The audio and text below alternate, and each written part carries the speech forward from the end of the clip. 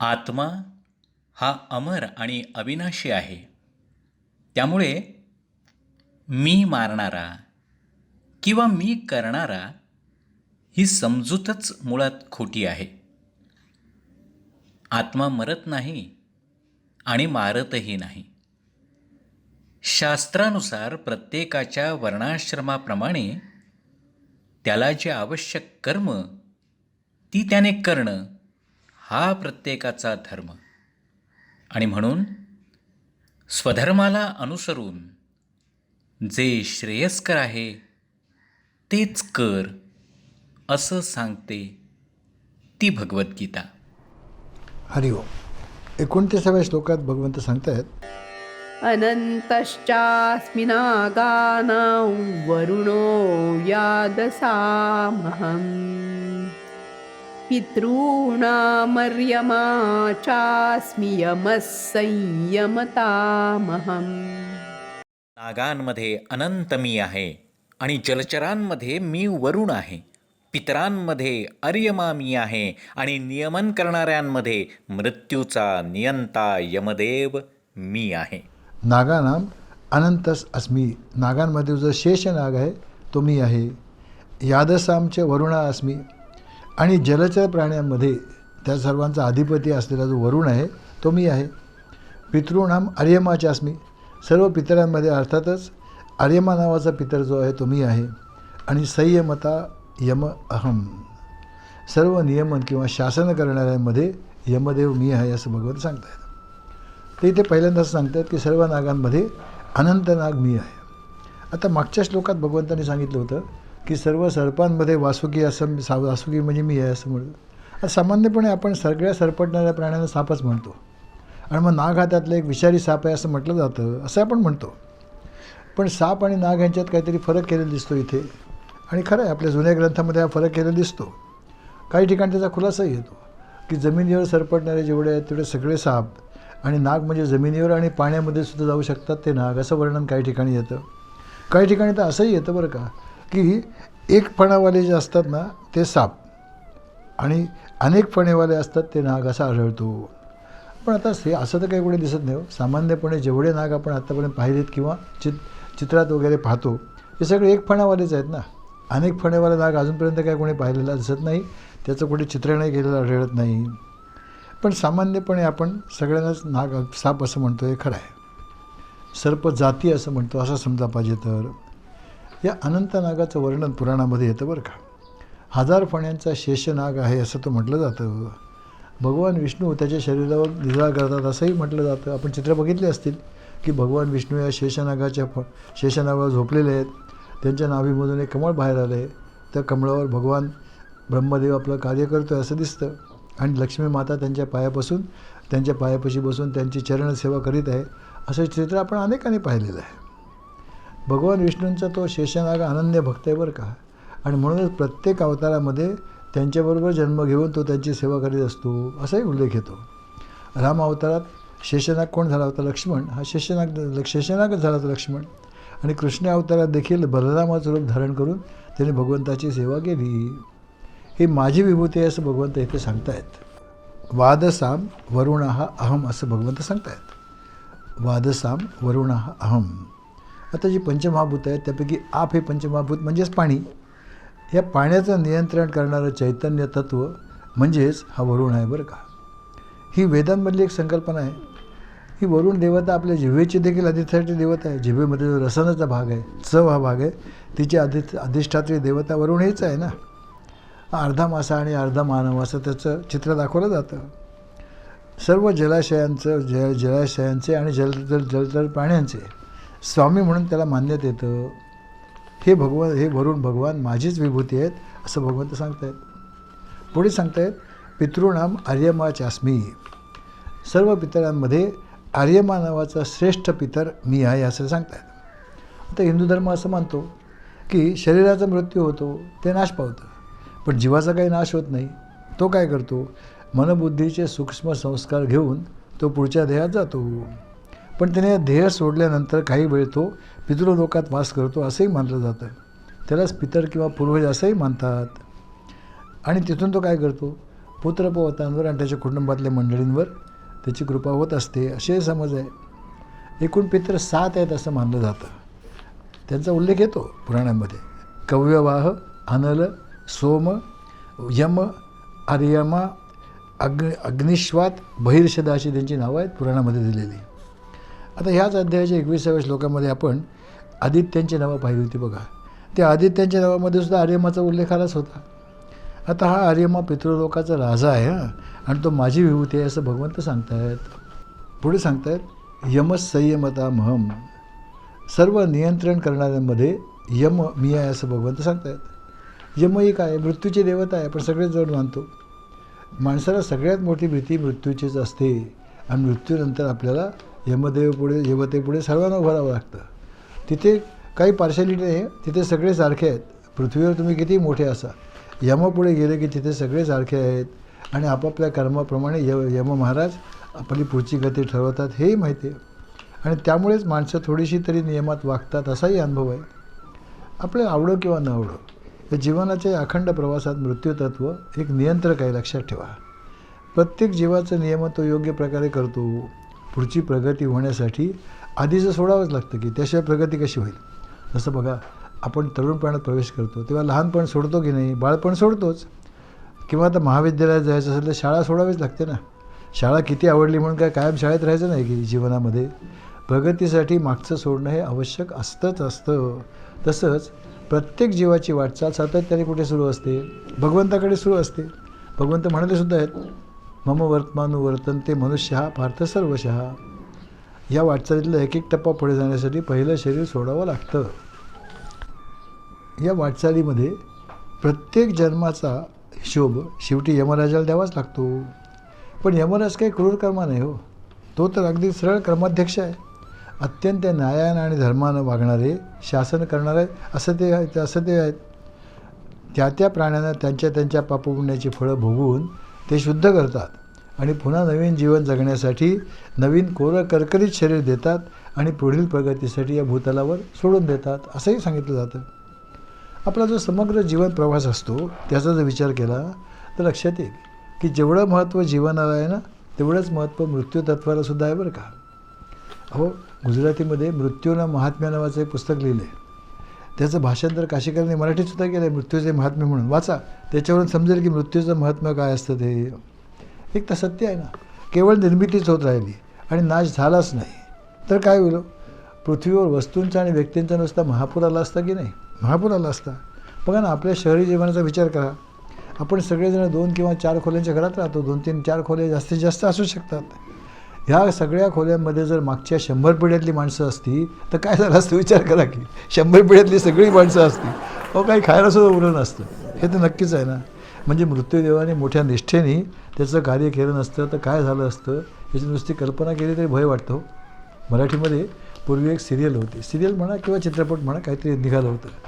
मला वाटतं विक्रम गोखलेने त्यात काम केलं होतं. त्यात असं दाखवलं होतं की विक्रम गोखले एक मोठे सायंटिस्ट असतात. ते असं शोधून काढतात एखादं काहीतरी इंजेक्शन की ज्यामुळे माणसाला कधी मृत्यूच येणार नाही. पहिल्यापर्यंत फार कौतुक होतं त्यांचं की माणसाला मृत्यू येणार नाही, फार कौतुक झालं. पुढे काय होतं, इतकी गर्दी माणसांची होते रस्त्यावर की रस्त्यावर जशी एखादी जत्रा चालू असावी ना असंच वाटायला लागतं. त्यांच्यात असं दाखवलंसुद्धा आहे.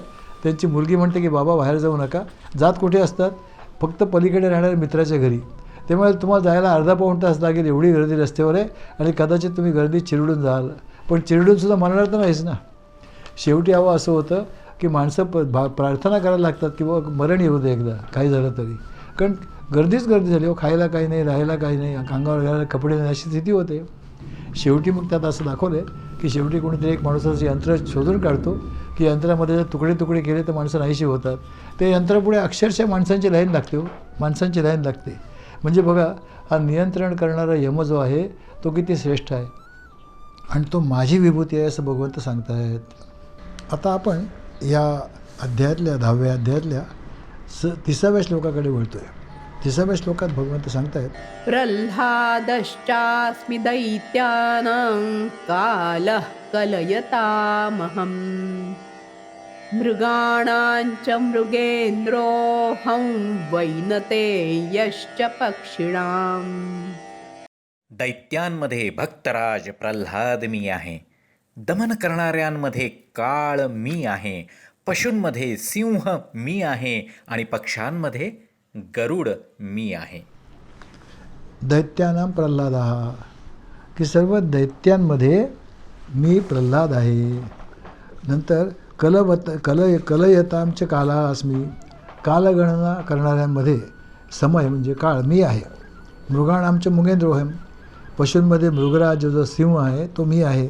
आणि पक्षीणाम वैनतेय अहम अस्मी, सर्व पक्ष्यांमध्ये गरुड पक्षी मी आहे असं भगवंत आपल्याला इथे सांगतायत. सर्व दैत्यांमध्ये प्रल्हाद मी आहे असं पहिल्यांदा सांगतायत. प्रल्हाद कोण होता? कश्यपांची पत्नी दिती, हिच्या पुत्रांना सगळ्यांना दैत्य असं म्हणतात. त्या कुळात सगळेच असुर जन्मले आणि हे असुर कसे होते? अतिशय बलवान होते, सामर्थ्यशाली होते. नक्कीच ते ईश्वराची सत्ता त्यामुळे मानतच नसत, स्वतःला सामर्थ्यशाली मानत असत. आपण अतिशय बलवान आहोत, आपण काही करू शकतो, कर्तुम अकर्तुम आहोत अशी त्यांची कल्पना होती, किंबहुना श्रद्धा होती ठाम. ते पूर्णतः भोगवादी होते. धार्मिक जीवनावर चालणाऱ्या लोकांना, ऋषीमुनींना ते खूप मोठा त्रास देत असत, असाही अनुभव आहे. दुःख देत असत, त्रास देत असत, किंबहुना इतरांना दुःख देण्यामध्ये अशा लोकांना आनंद वाटतो. आणि अशाच लोकांना असुरवृत्तीचे लोक म्हणतात आजही. असे असुर आजही भरपूर आहेत, त्यात काय शंकाच आहे. आणि साहजिकच आहे की त्यामुळे काय व्हायचं, अशा कुळामध्ये हिरण्यकश्यपूच्या पोटी प्रल्हाद जन्माला आला होता. म्हणजे तो असुर होता, पण तो मात्र या सगळ्या गोष्टींना अपवाद होता बरं का. जन्मापासूनच अपवाद होता. लहानपणापासूनच भगवंताचा मोठा भक्त होता, अगदी जन्मापासून. आता भगवंताच्या ह्या दैत्य कुळामध्ये हा भगवंताचा भक्त कसा काय जन्माला आला असा प्रश्न येतो ना. हे कुळ तर सगळं देवांचं दुस्वास करणारं कुळ आहे, त्याच्यामध्ये हा कसा काय देवभक्त जन्माला आला? ही भांगेमध्ये तुळस कशी काय उगवली असा प्रश्न येतो. मंडळी त्याची पण एक कथा आहे बरं का, ते ऐकण्यासारखी आहे. हिरण्याक्ष नावाचा हिरण्यकश्यपूचा एक भाऊ होता, हिरण्याक्ष. भगवंताने त्याचा वध केला, त्यामुळे साहजिकच आहे त्याच्या पत्नीला अतिशय दुःख झालं. मग आपल्या पत्नीचं म्हणजेच त्याच्या पत्नीचं म्हणजे आपल्या वहिनींचं सांत्वन करण्यासाठी हिरण्यकश्यपू त्यांच्या घरी गेले. मग त्यांनी नेहमीचे स्टँडर्ड डायलॉग सगळे ऐकवले. अगं एक शरीर क्षणभंगू आहे, केव्हा ना केव्हा तरी ते जाणारच होतं. पण आता बघ किती असा शोक किती दिवस तू करत बसणार वहिनी, तू आता काय कर, हा शोक आवर आणि जरा संसाराकडे लक्ष दे असं सांगितलं. कारण आता तुझ्यावरच सगळं अवलंबून आहे. आता हे सगळं सांगितलं, या उपदेशाने काय झालं, हिरण्यक्षाची जी बायको होती ना तिचा शोक कमी झाला, हे नक्की झालं. पण हिरण्यकश्यपू परत घरी येताना विचार करायला लागला की अरे जर माझ्या भावाला मरण आलं तर असंच एका दिवशी मलाही मरण येणार आहे. मी काही मरणार नाही असं होणारच नाही, कोणीतरी माझा देखील वध करू शकेल ना, मलाही नक्कीच मारतील, हे होताच कामा नाही आहे. आणि म्हणून त्याने काय केलं, त्याने मोठी कडक तपश्चर्या आरंभली, कडक तपश्चर्या. आणि असा वर प्राप्त करण्यासाठी की कोणाकडूनही कुठेही त्याला मृत्यू येऊ नये कसाही, अशी तपश्चर्या. आता ही तपश्चर्या पाहून देवांची मोठी घाबरगुंडी उडाली हो. त्यांना असं वाटलं की ही तपश्चर्या यशस्वी झाली तर काय होईल, हा अमर होईल, हा मरणारच नाही. आणि मग तो देवांना अत्यंत त्रास देईल, शंकाच नाही. कदाचित इंद्राचं राज्यसुद्धा हिसकावून घेऊ शकेल आणि देवांचा अनिवार्य छळ करेल, त्यांना तुरुंगात टाकेल, त्यांना त्रास देईल. म्हणून मग देवाने काय केलं, एक योजना आखली बरं का. हिरण्यकश्यपूची पत्नी होती कयाधू म्हणून. या हिरण्यकश्यपूच्या पत्नीलाच त्या देवाने पळवलं, अपहरण केलं. म्हणजे अपहरण नवीन गोष्ट नाही, तेव्हापासून होत होती बघा. त्यावेळेला खरी ती गर्भार होती, तिच्या पोटामध्ये प्रल्हाद होता. आणि हे समजल्याबरोबर नारदांना अतिशय राग आला. नारद ताबडतोब तिथे हजर झाले आणि त्याने देवांना चांगल्या कानपिसक्या दिल्या हो. ते असं म्हणाले, बघा असं गैरकृत्य करणं तुम्हाला शोभतं का? भगवान विष्णूंना हे बिलकुल आवडणार नाही, हे लक्षात ठेवा. हा अधर्माचा मार्ग आहे आणि तुम्ही तर असं करणार असला तर मग दानव, राक्षस आणि तुमच्यामध्ये काय फरक आहे? त्यांच्यासारखेच तुम्ही वागताय ना. शिवाय ही कदायू जी आहे कयाधू, ही गर्भवती आहे. गर्भवती स्त्रीला असं पळवून आणणं हा तर अतिशय अन्याय आहे, ह्यात काही शंकाच नाही. तिचं अपहरण करणं हा अक्षम्य अपराध आहे. असं म्हणून काय केलं, तिची सोडवणूक केली त्यांनी आणि तिला आपल्या आश्रमात ते घेऊन गेले. आपल्या आश्रमात घेऊन गेले आणि तिला मोठ्या सन्मानाने ठेवलं. तिला सांगितलं की हे बघ, हिरण्यकश्यपू परत येईपर्यंत तू इथे सन्मानाने राहा, तुला इथे कोणीही काही त्रास देणार नाही आणि तुझ्या केसालाही कोणी धक्का लावणार नाही, कसलाही धोका तुला नाही. आता ती राहिली, तिच्या नारदांवर तिचाही विश्वास होता. नारदांनी काय केलं, रोज थोडी थोडी थोडी थोडी करून तिला संपूर्ण भागवताची कथा ऐकवली पुढच्या काही दिवसात. तिच्या गर्भपणाच्या काळामध्ये तिने भागवताची कथा सगळी नारदांकडून ऐकली. आणि मग काय झालं, तिच्या पोटात प्रल्हाद होता. त्यामुळे त्या गर्भात असलेल्या प्रल्हादाने सुद्धा ती कथा ऐकली. प्रल्हादाने कथा ऐकली. त्यामुळे जन्मजातच तो भगवत भक्त झाला, भगवत भक्तच झाला, अत्यंत आस्तिक बुद्धीचा झाला आणि भगवंतांचा श्रेष्ठ भक्तही झाला. आता हल्ली बघा गर्भसंस्काराबद्दल आपण बरंच ऐकतो आणि गर्भसंस्कार करावे असं आता अनेक डॉक्टर्सही सांगतात, मोठे लोकही सांगतात, त्याचं महात्म्य त्यांना आता पटलेलं आहे. पण हे संस्कार किती प्रभावी असतात ते आज आपण जाणलं. हे प्रल्हादाच्या चरित्रावरून तितक्या जुन्या काळात सुद्धा दिसतं की दिसतंच. झालं, हिरण्यकश्यपूने त्याची तपश्चर्या पूर्ण केली आणि पाहिजे ते वर प्राप्त केले. त्यामुळे आता तर तो अजिंक्यच झाला ना. त्याला आता असं वाटलं मला कसलाच धोका नाही, कारण मला कुठेही कसंही कधीही कोणाकुणालाही मरण येणारच नाही. आणि म्हणून मग तो भगवंताचा सरळ सरळ अव्यवहार करायला लागला. सरळ सरळ त्यांनी आज्ञाच काढली. सर्वश्रेष्ठ असे त्याच्या राज्याच्या लोकांना, त्यांच्या राज्यातल्या लोकांना आज्ञा काढली की यापुढे सगळ्यांनी हिरण्याक्षाय नमः असाच जप करायचा. कोणीही ओम नमो नारायणाय म्हणणं हा मोठा गुन्हा आहे, त्यासाठी फार मोठी शिक्षा होईल असंही सांगितलं. आता प्रल्हादाला तर आवडायचा प्रश्नच नव्हता, तो तर भगवत भक्त होता. त्यामुळे त्याने काय केलं, त्यांनी सरळ आपल्या वडिलांनाच आव्हान दिलं. आणि मग भक्त प्रल्हादाच्या वचनाप्रमाणेच मग त्याच्या वचनाला जागून भगवान विष्णू नरसिंह रूपाने खांबातून प्रकट झाले आणि त्याने हिरण्यकश्यपूचा वध केला. ही स्टोरी सगळ्यांना माहितीच आहे. असा श्रेष्ठ भक्त प्रल्हाद ही माझी विभूती आहे असं भगवंत सांगत आहेत.